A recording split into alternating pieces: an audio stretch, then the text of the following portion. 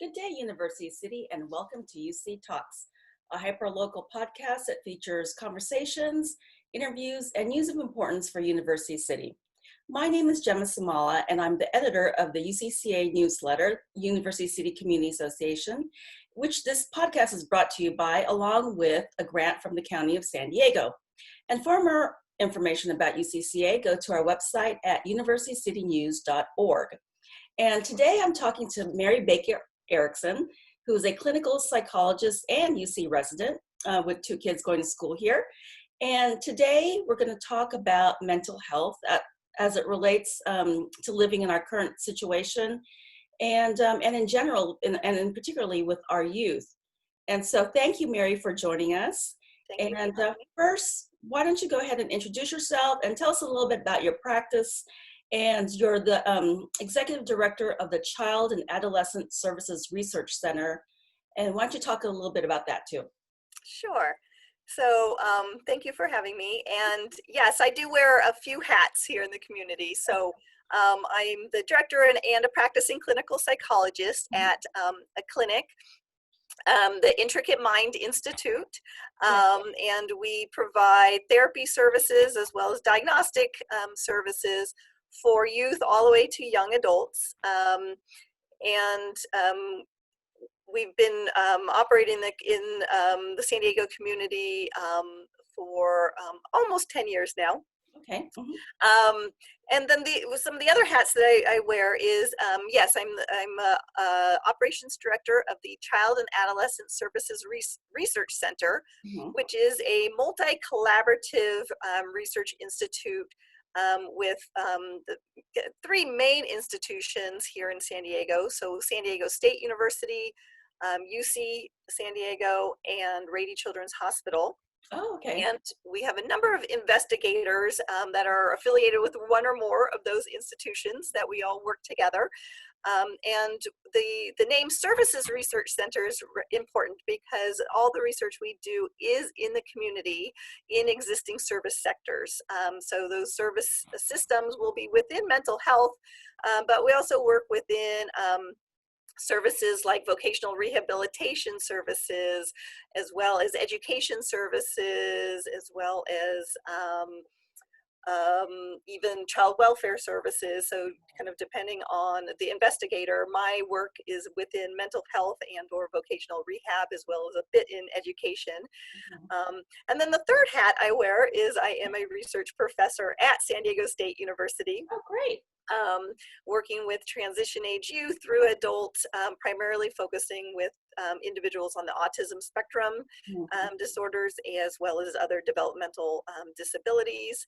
And I'm in the department there of administration, rehabilitation, and post-secondary education, as well as the Interwork Institute, where we work with individuals with disabilities to increase their employment outcomes. Oh, that's good. So a number of things that I'm doing. Right. And so that's, when I was first thinking about we should have a podcast dealing with mental health, it then occurred to me, it's like, well, what is mental health? What are we really talking about here? Because there's different facets of it. So why don't you explain to us a little bit, what are the definitions of mental health and when is it considered an illness? Right. So, yeah, I mean, I think, yes, the term gets used a lot. We'll just kind of say my own mental health, and we'll use terminologies like I need to do some self-care now, take care of myself. And certainly all of us are going through different levels of stressors that might be environmentally based. They may, come, from a number of areas, and we respond and we react to those. So even something where somebody might have been, let's say, in a car accident, a traumatic incident that way, they're going to have a mental health reaction at times where they're going to now exhibit anxiety or exhibit a strong emotional, reaction. But it may not be long lasting, right? It might be something that goes on for a period of time that still needs to be addressed, and that still should be looked upon to take care and look to intervene, but it's not necessarily something that they're going to live with for the duration of their time. Where there's other mental health conditions that really are lifelong. Mhm. Certainly when we're talking about developmental disability conditions that co-occur, with mental health components, attention deficit hyperactivity disorder would be one of those, which is really kind of a lifelong, condition. When we're talking about other forms of anxiety or depression, those vary. They could be more of a reactive to environmental triggers or stress. They could be something that the person is more biologically based, prone to, and has actually been experiencing, and will experience throughout their life, but will have different amounts of symptomatology potentially as reactions or responses to environmental triggers as well. Mhm. um, and so there's a lot of different ways to describe mental health. When we're talking about a mental health diagnoses, Mhm. then we do have a set of criteria that needs to be met for what that condition is. And there is, we have a diagnostic statistical manual that we follow to make that diagnosis. And that means that the person has to have a number of symptoms that's causing impairment for them. It has to impact their what we call functional impairment. So their ability to live life as they usually do. So it might be their ability to attend school and really learn. It might be their ability to socialize, their ability to kind of work and or do daily living if we're talking about a youth. Mhm. um, and so those need to be impacted as well for it to meet criteria as a diagnosis. And certainly once it hits that level of with its being a diagnosis, then intervention becomes really critical, because Right. we know it's not going to just go away on its own, because it's not a base of just let time go by. And for instance, since you deal a lot with kids on the autism spectrum, so when do you start seeing signs of that, or when should parents, kind of like, well, I think there might be something here, or a teacher or something? Yeah, so I mean, this is we improved our methods of understanding what autism looks like over time, and really in the last 5 to 10 years we've gotten much stronger at diagnosing. So there's actual assessment measurement tools that can detect autism as young as 18 months. Wow. Some will even are testing it down to 9 months. Mhm. And Now so, autism, so I'm sorry. if you think your child, or has that problem, when they're 18 months, or that young, I mean, what are you actually looking for at that age? So a lot of engagement Mhm. factors. So the kids at that young of the age may not be fully engaged with their caregivers or other siblings. They Mhm. might have a preference to really do things on their own, spending their own time. They might be looking at objects rather than manipulating them. They might be doing something repetitive. They might be doing something instead of when they're young, taking that car and kind of motoring it and moving Uh, it. They might be spinning the wheels on the car mhm. instead. And so there might be often there could be a different way of playing Right, that we yeah. can detect. So I always think about stuff like that, and I think, well, is that really a problem, or is that just the way that personality is for that kid? I mean, is that considered really a problem then?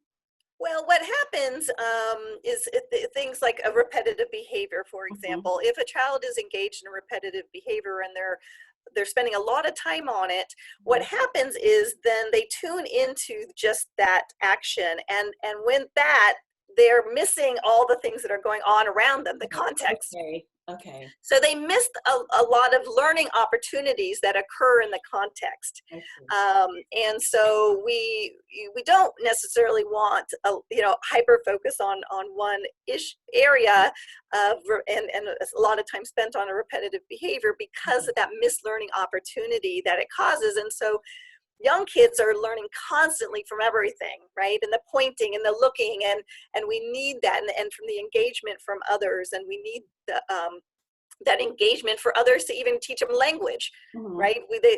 We are telling them things, and that's how they're learning language. And so if they're not engaging with somebody else and prompting that person to tell them something by looking and having what we call joint attention, they both look at the same object, well, the parent will naturally name that object and say, oh, that's a cat. That's how the child's even learning language. And so if the child doesn't kind of do that pointing and engage that joint attention, the parent's not going to label that item. They're just not going to think about naming it, right? Yeah.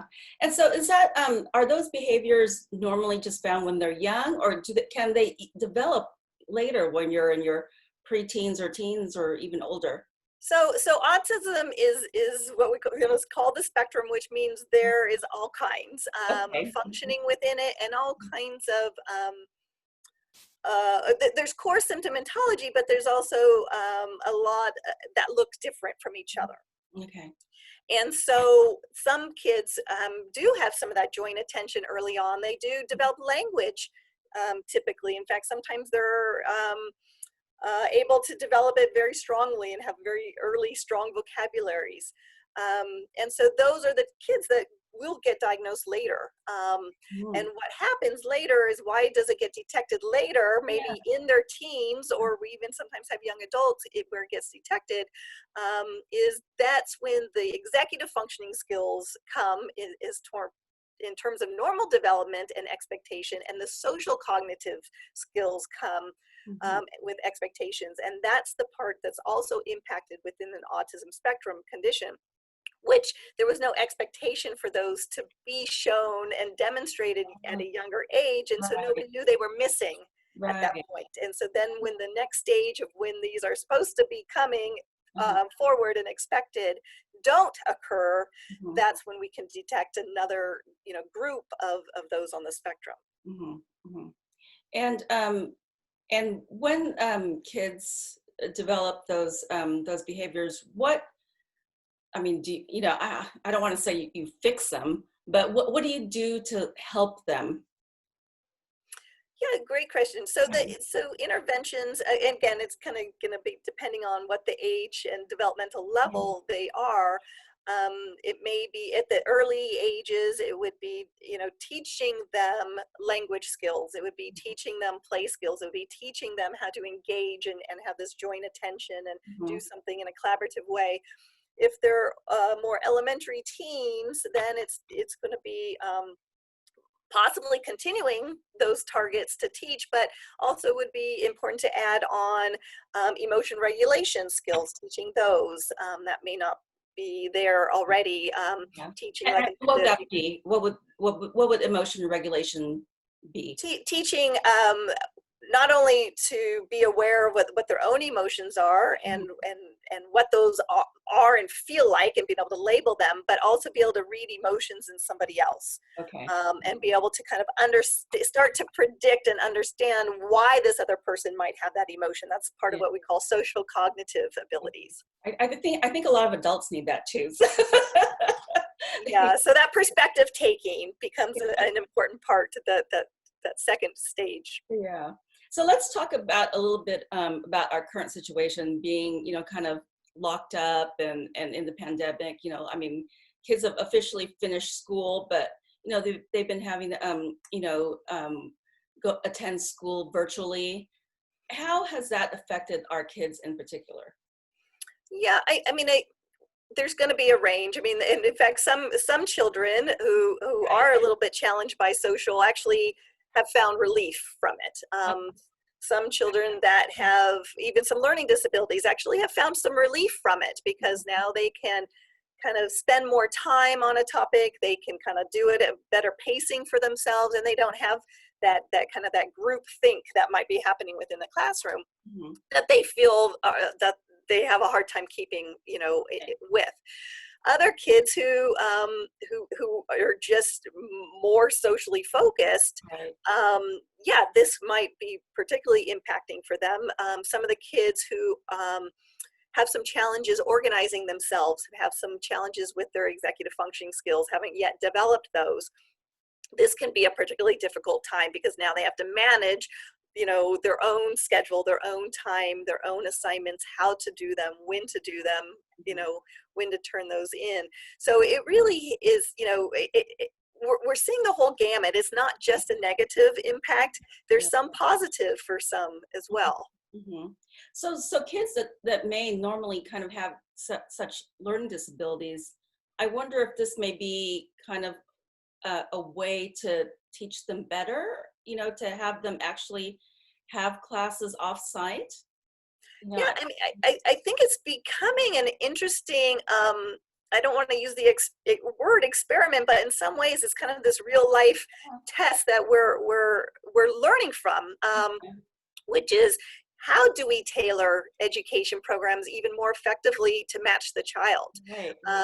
There's been some tailoring between more traditional classrooms versus, these, non-traditional and cooperative, and there has been, some, trials of programs that are, homeschooling programs with a combination of on-site support. And we've seen that, the kids who gravitate to some of that variability in educating are ones because they're trying to match to their learning style better. And in some ways, I think this is giving us a better rapid evaluation of how do we match the education closer to the needs of the child. Yeah, it's funny because a couple of podcasts ago, I talked to a few high school seniors, and they all hated this, learning, by distance concept, and they could not wait to go, to get into college because they were graduating seniors, and I know some other people that loved, the online learning, and so and I was also talking to John Lee Evans, our on the school board president, that in the fall, they're planning on reopening, and there's probably going to be a choice.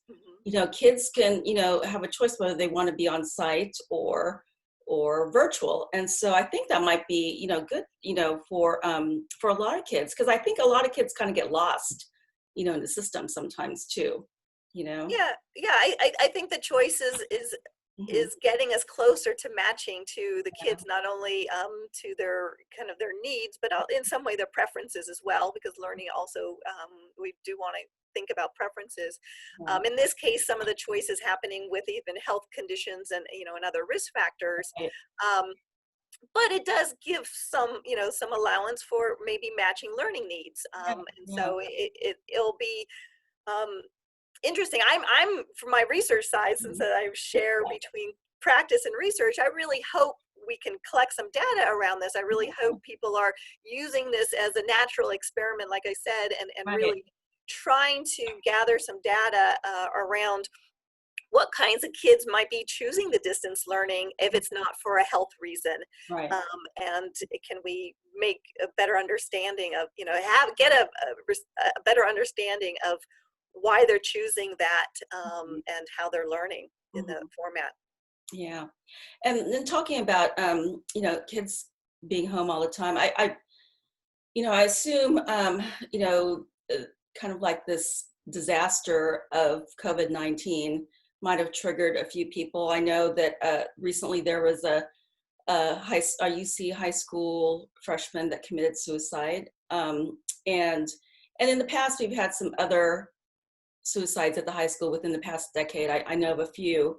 So, I think that sometimes maybe these, like for instance, COVID-19, we don't really know exactly what happened, and I'm not really going to say, but, it may have triggered some people to take their own lives.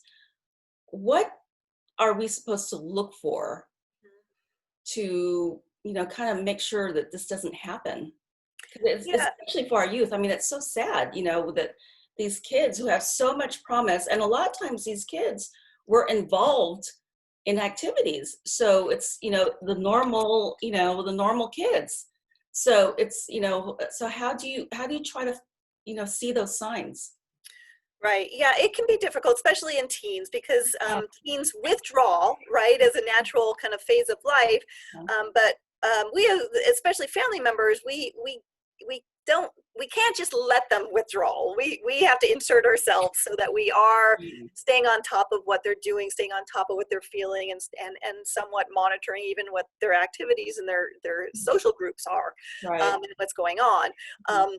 So a big part is kind of, is still inserting yourself and doing it in respectful ways, doing it, in a timing that works better for the teen. But we have to remember that we don't just let them go off and withdraw during this time, so that we have a chance to look and monitor.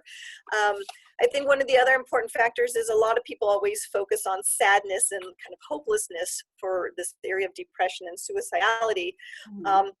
But that's really only one factor for one subset of groups. I mean, sometimes it comes out as irritability and anger. It's not always about tearfulness or sadness. Sometimes a big signal is that withdrawing, that they're withdrawing more and more from the family unit, maybe even withdrawing from their social group. And so, like, I would think that one of the signs would be too is just a big change in their behavior. Like if they're normally social and then they retreat. Is that something that you look at? You definitely want to look for changes, even at basic foundational stuff, changes in eating, sleeping, activities, amount they're doing. But they will mask it at times. So, the changes won't be across every environment. So again, being kind of keeping yourself involved in all that they're doing. So they might, kind of look okay in one environment, but you see the change in another. Yeah. It's interesting you brought up sleeping, because my son, he just graduated from college, but his last year there, he had told me that he had been really depressed, and I was like really surprised, because he was active, he was, in a frat and doing all that kind of stuff, and when he came home, he was, hanging out with friends and seemed really well. And he told me that was because he was home. He liked it here, but he really was unhappy at school. And he said he noticed it in himself because he started sleeping more, that he was always wanting to sleep. And I think he figured that out by listening to some podcasts, and then had the smarts to take himself and have an appointment with the school psychologist, so, I was glad about that. But I mean, what do you, if you see something like that in your kid, do you make them go see a psychologist, or what do you do? Talk to their teachers? What do you do? Yeah, I mean, I would, I definitely start having the conversation with them first, as kind of the parent, just saying, this is what I've noticed. There will be a level of maybe of a denial, but you keep bringing the evidence in, kind of saying, these are the changes, this is what I've seen. And you keep the conversation going. So it may be in little intervals over time where you're doing 5-10 minutes today, 5-10 minutes tomorrow, but you don't give up on it just because they don't want to talk about it, right? You have to pursue. And you see, and then you do need their perspective. You do need their contribution to say, how bad is it? Right.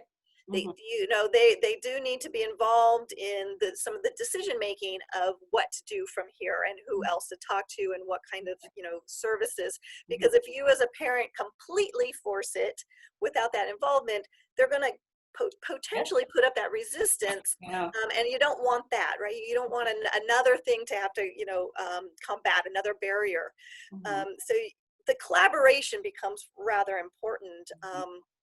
But the persistence, you have to pursue as a family unit, and just say, you're not yourself, and I want us to let's keep going.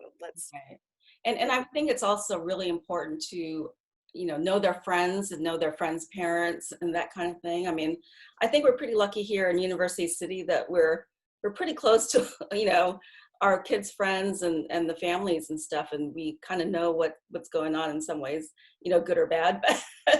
But so how, I mean, is that something where if you see changes in your kid, it's okay to, reach out to their friends and their friends' parents and say, hey, what have you been noticing, and so and so? Yeah, and again, I mean, you want to inform the person you're doing it. You want to inform your child if it's your teen. you don't want to Yeah. be doing things necessarily secretive, because now teens, right, they're suspicious as a developmental stage, and Right. their trust has to be with you. You have to be with them, not against them. Yeah. But you say things like, hey, if they all of a sudden got in a different mood after spending an hour on social media, Mm-hmm. then go back and say, hey, show me some of what you've been reading, show me, Right. so you get a sense of what might have impacted their mood. Mm-hmm. You want to still be involved, you want them, but you don't want to steal their phone to look at it when they're, put it down for a second. You want to say, hey, just show me what's going on, tell me what happened. What did this person say that got you, wound up? Uh-huh. um, Mm-hmm. and keep being involved in all of those other areas. Again, be involved, like you said, of their friendships, Right. be involved of the friends network, Yeah. including their those family units. And make sure they friend you on Facebook or Instagram or whatever, TikTok or Yeah, whatever. yeah, you want to follow it, and if they don't want you listed as a friend because they don't want their friends to know their mom's a friend, then you set up a time where we just go through it a little bit, and we just look at it and talk about it together. Mm-hmm. And you kind of schedule that. But yes, you got to stay involved. They're not ready for full launching. Is there a certain age where you kind of like, well, I can't really, you know, be monitoring them like all the time now? Is there, do you kind of stop at 16, 18? I mean, There's not a clear cut with that, but I'd say is if they're still in your household, yeah, you still monitor. yeah, yeah. Mm-hmm. And or if you're still contributing to their financial well-being, right? If they're still living off of you in Yeah, some way, student you want loans. to be involved. And so what do we, what should we look, we all, like I think we mentioned earlier about, um, you know, um, treating our own mental health, taking a mental health day or whatever. So what should we look towards ourselves? Because I always feel like, we're the examples to our kids. So if we take care of our own mental health, they will too. And so what should we be honest with ourselves about, that, hey, it's time to, do something?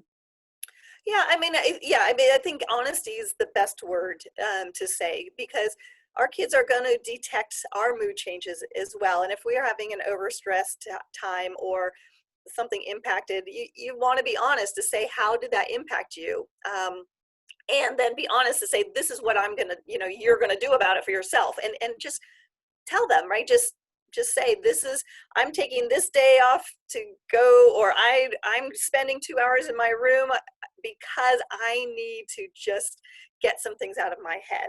Yeah. So you're giving them that kind of that reason and that rationale through, and that's how you model it. Like, this is, or I'm going to go for a run Mm-hmm. because I'm kind of fuming right now, and I don't want to take it out on anybody. So Right.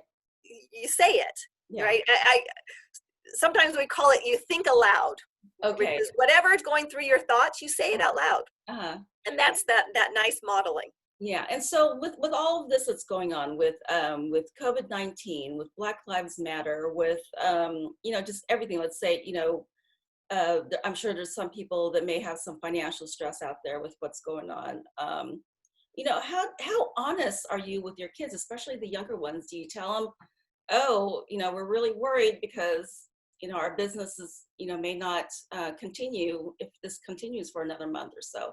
I mean, how honest are you with your kids and sharing your own stress? Now, it's a good point, and it really matters developmentally where the child is at. But you don't want your stress to become their stress. Mm-hmm. But you want them to know why you're not you, Mm-hmm. right? So if you're a little more irritable, or if you're quicker to change your tone because of the stress you're feeling, you want to say, I'm sorry, I'm under more stress than usual, and this is why I'm doing that. But no, you don't have to then spill out what all that stress is in Particulars, yeah. detail, or they might take it on. You want to protect them from taking on yours. Uh-huh. But the honesty of, this is why I'm not my happy self, or this is why I'm acting like this, is Mm-hmm. useful. Mm-hmm. Have you seen any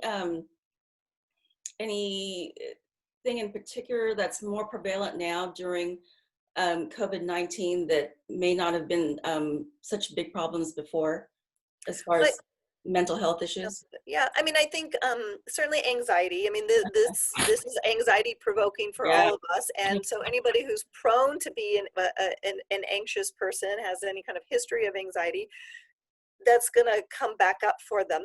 They're Mhm. going to have more heightened anxiety during this time. And so that's, I would say, one that's particularly challenging. Mhm. I think, some folks who are more of the outgoing, active, got to be out and about folks, that, yeah, this is impacting them a whole lot more than somebody who tends to be a little more of an Mhm. um, internalizer who can spend a lot of time on their own. They're not going to be quite as impacted. And so it's recreating those socializations and that kind of activity in safe ways. Mhm. And I think one of the things that there's, we're doing a lot of things virtually and we're using Zoom a lot, Right. but the teens aren't. The teens are not Yeah. doing video calls very often. They're just texting, and that's a loss of connectivity. Mhm. Where they used to spend a lot of time together with their friends, Mhm. and if we can get them to spend that time more virtually with Uh-huh. video, it's Right. going to be a stronger connectivity than just chat, Well, or yeah. just texting. I do find there's certain video games that my sons still play with their other friends, and so they're still doing that kind of thing, Mhm. So I guess that's still good. Where, in the past I was like, I can't believe you guys are all watching a video together and talking about it in each other's houses. But at least for right now, at least that's something. So that's good. And so is to keep our mental health positive, what should we be doing? Well, I think the word think is an important one. I mean, our Okay. cognitions are very guiding of our emotional reactions and our emotional um, state. Mhm. So what we would teach often in therapy is a very important evidence-based model for many diagnoses, including depression and anxiety, and is a cognitive behavioral therapy approach. And what that basically means is we have to figure out what our thinking processes are, because our thoughts end up leading, if not creating, our emotions, and then our emotions will lead and sometimes create our actions, and even our physiological responses. Right. So cognitions become a really important starting point, and to kind of notice, what are we thinking about? Are we thinking about something good about today, or are we only thinking about the negativity?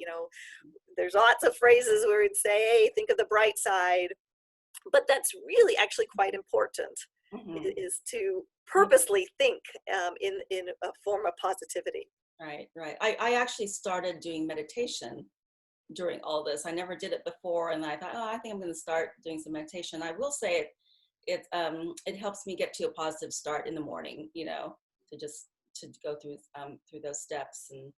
And I've been trying to do the exercise, but it doesn't quite uh, come to fruition sometimes. I think I'm one of those that have gained the COVID-19 pounds from all the baking and all that we've been cooking that we've been doing lately. Yeah, I mean, so yes, we always want to take care of our core foundations, which is our nutrition, our sleep, and our exercise, our movement. I mean, those are always the first place you want to start. And if any one of those is off too far, it's going to impact your mood state. Right, Um, right. but I think another important part, along with the positivity that's much more action oriented, is you do have to have a purpose. Hmm. And summer now, school's out, if and most camps aren't going, and people are even rethinking the idea of camps, so what's the purpose for the day then? What's the kid's Okay. purpose? And so Yeah. you want to keep working on a purpose, and it could be a separate purpose per day, Uh-huh. but and everybody feels a lot better when they accomplish that purpose, Oh, right? that's a good idea. So thinking of that too. Yeah. So is that are those kind of things that you do for yourself? What are the things that you do and your boy, and that you show your boys what to do? Yeah, yeah. I think we focus a lot on finding the positive. It's in that moment.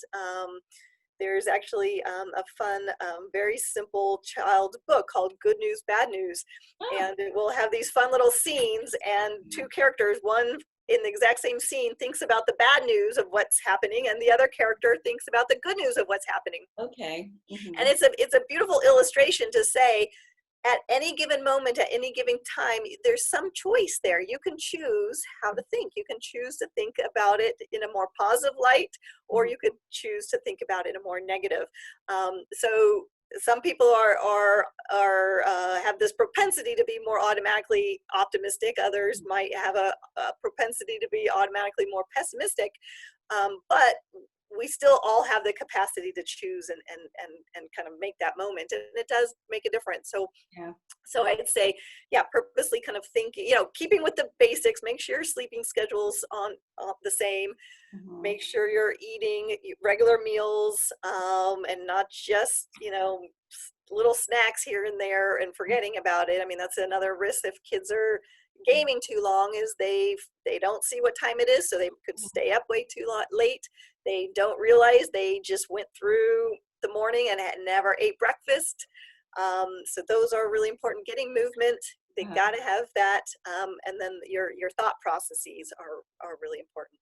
So it's kind of like, in a way, how your school day is structured. You have, first you come in and you start with reading, and then you have your time for recess, and then your math and your lunchtime. I mean, so I guess it's, when kids are home, or even us as adults, that's probably something we should be doing for ourselves then, right? Because Yeah, a structured day or a schedule, and the purpose of that schedule makes everything happen the so-called just right amount, right? It keeps you in that middle ground so that you're not doing too little of something, or you're not doing too much of something in something more excessive. And those tail ends is what gets us our risk factors. That's what throws us up. But if we can keep everything in that middle, that just right amount, and having that balance, then that's what works for our systems, our whole system, our physiological system, our mental system, our cognitive, our moods, all of it needs to have that balance component. And I always tell myself to do something like that, right? To get myself on a schedule and do this, have your deadlines and everything. And then, then I start off really well. And then, like, by the end of the week or by the end of the month, it's just kind of kaput, How do you keep yourself doing that? I mean, it's so hard to stay disciplined sometimes. Well, yeah. Mm-hmm. Writing it down, Uh-huh. and having it visual so that you keep seeing it. Mm-hmm. Every time we see something, or read something, or we hear something, our phones ping us, it puts it back in our mind, and then we get it back on track. Yeah. So the smartphones, right, aren't really, like I tell my own kids, they're not personal gaming devices. They're called smartphones.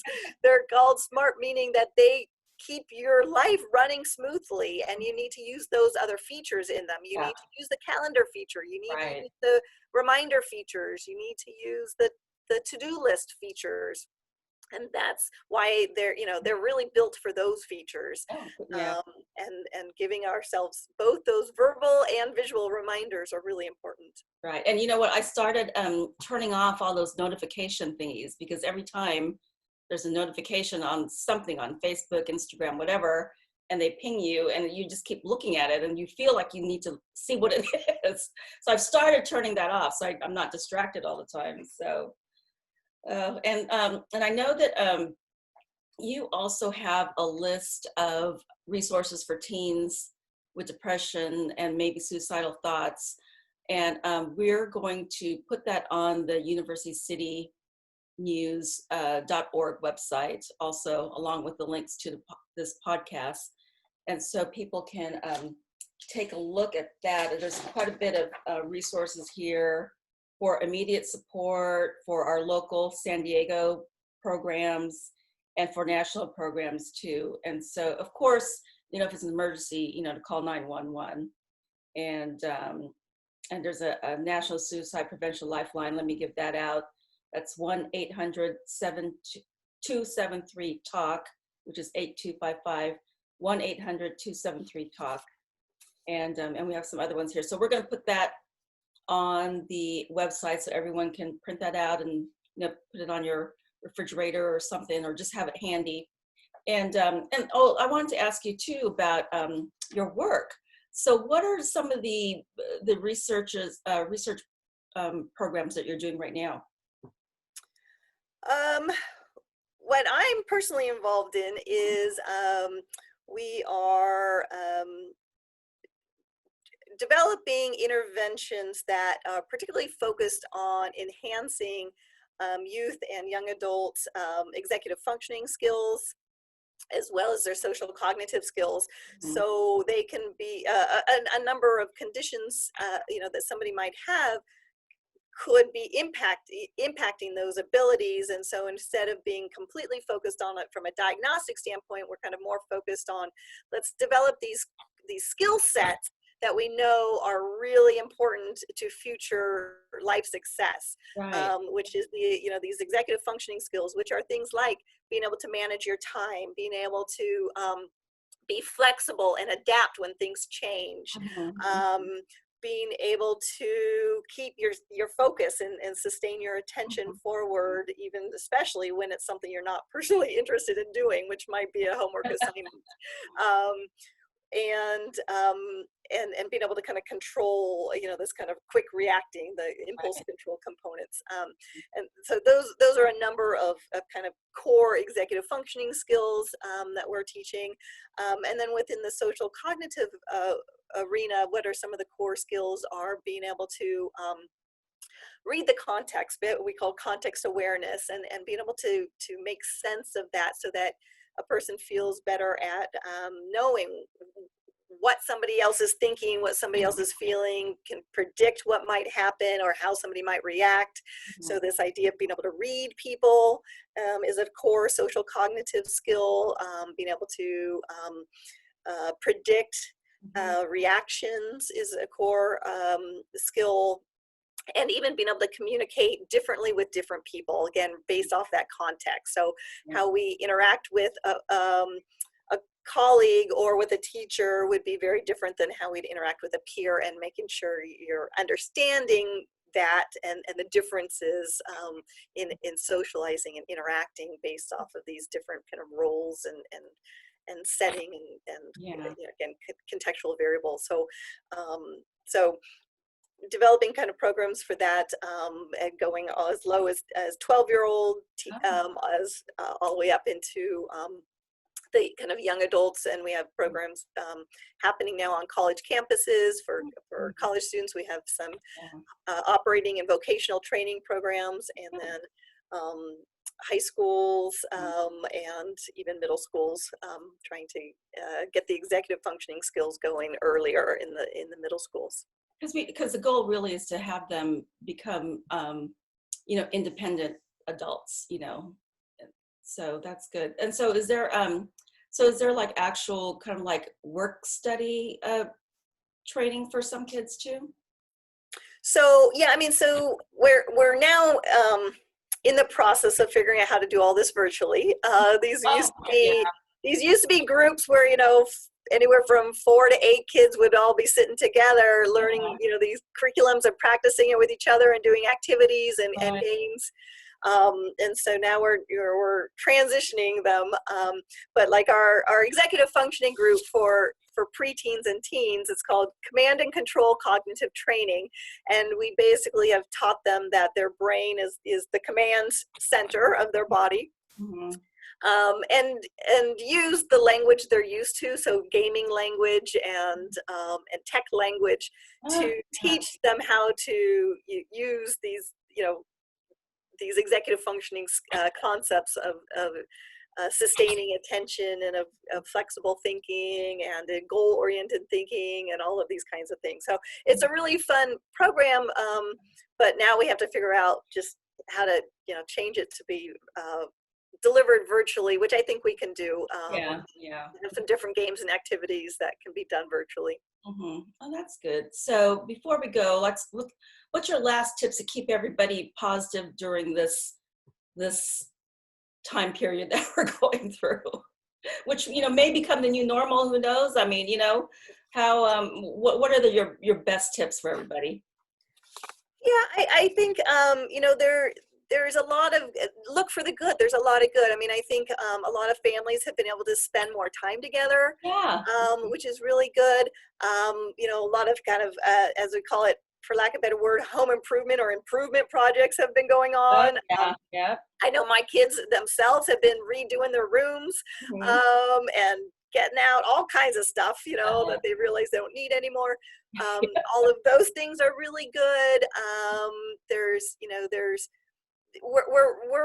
we're developing or getting to things that we have put on the back burner, you Yeah. know, at Yeah. times, and those are things that are really good. And so, um, and some of the, you know, even now, like, instead of, you know, the education maybe we can, you know, is a little bit different, but what we're adding in is these precursors to work skills Uh-huh. now a little bit more, right? They Yeah. have to learn the Yeah. organization a bit more, and those are really going to be very valuable for the future life. So also kind of Absolutely. reframing some of our targets and what our goals are as well, because they're all still good in the course of our life. Yeah. And then if and to reiterate too, if anybody feels that they need to talk to somebody about their depression, we'll have some resources for them to call or contact. You know, I could get people in touch with you or whatever.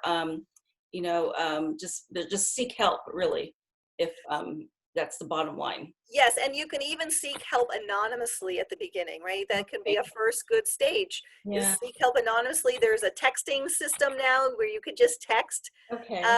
if especially in that moment. I mean, if anybody feels, you know, in that moment, Mhm. things are, I don't know what to do, and I don't feel right, I don't feel Right. good, that there's a trained person on the other side of that text line that will be that person that can help you, and it doesn't have to be disclosing yet to any, you know, anybody who's too close to you, Mhm. um, if they're not ready yet. But Yeah. you do want to reach out, right? Okay. Reach out in some way. Yeah, and I do have that here for you. It's a national crisis text line, and you text home, HOME, to 741-741, and that will connect you with a crisis counselor 24 hours a day, 7 days a week. So just reach out and talk to somebody. Just know people here, people care, you know, and things are never that bad where that you feel need to take your own life. I feel, you know. Yeah, and I would say the reach out is multitude, meaning one person might reach out to you, and if you're their peer, Mhm. you then reach out to somebody else, and that person reaches out, and the reach out can be a whole network, you know, activated. Uh-huh. So you don't want the person who's feeling overwhelmed to have to reach out to all these people. You know, let it go through your network. You do Okay. one, and and that person should then activate at least somebody else, etc. Okay. So if somebody reaches out to you, Mhm. um, you want to now reach out to somebody else too. That's good. Good advice. Okay. Well, thank you so much for joining us. Again, Mary Baker, thanks for being here and giving us some insights. And there's so much more to talk about. You know, it's hard to get it all in one little thing. And, you know, I'm sure each different type of mental illness has its own set Absolutely. of problems and treatments and everything. So, so this is just a little snippet here for you. And once again, this podcast is brought to you by the University City Community Association and made possible through a grant from the County of San Diego. For more information about UCCA, including membership, go to our website at universitycitynews.org, and we will also post all the resources that Mary has provided for us. So look on that too. And remember to follow UCCA on Facebook, Twitter, and Instagram. Thanks again and have a great day. And remember, University City, more than just a neighborhood.